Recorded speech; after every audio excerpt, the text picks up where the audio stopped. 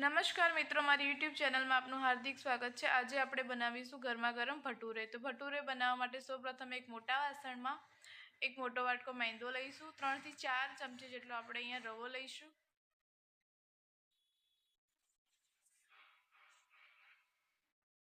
હવે 1 ચમચી બરાબર અહીંયા મેં ખાંડ ઉમેરી છે। 1 કપ બરાબર અહીંયા દહીં ઉમેરીશું આપણે।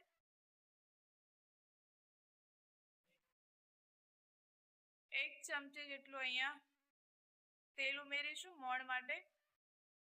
1 ચમચી બેકિંગ સોડા, સ્વાદ પ્રમાણે મીઠું એડ કરીશું અને બરાબર બધું મિક્સ કરી લઈશું।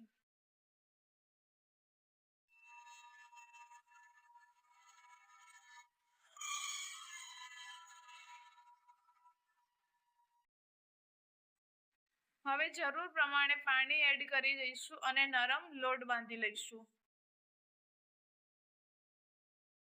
લોટને જ્યારે બંધાઈ જાય ત્યારે એને ઢાંકીને 2 થી 3 કલાક માટે ફૂલવા મૂકી દઈશું।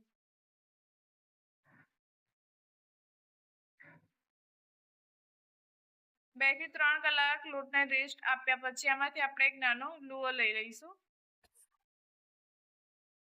અને એને પૂરી જેમ વણી લઈશું। પૂરીનો જેવો શેપ આપીએ છે સેમ આપણે એવો એને શેપ આપી દઈશું અને થોડીક જાડી રાખીશું।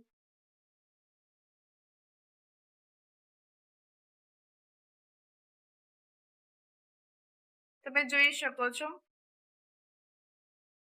હવે ભટુરાને ગરમ તેલમાં તળી લઈશું અને હળવેથી એને થોડી દબાવીશું કે જેથી એ ફૂલી જાય અને બંને બાજુથી સોનેરી રંગી થાય ત્યાં સુધી આપણે એને તળીશું। તૈયાર છે આપણા ગરમા ગરમ નરમ એવા ભટુરે। છોલે સાથે પરફેક્ટ એવા ભટુરે। આ રેસીપી તમને ગમી હોય તો વિડીયોમાં જરૂરથી લાઈક કરજો, ચેનલને સબસ્ક્રાઇબ કરજો અને તમારી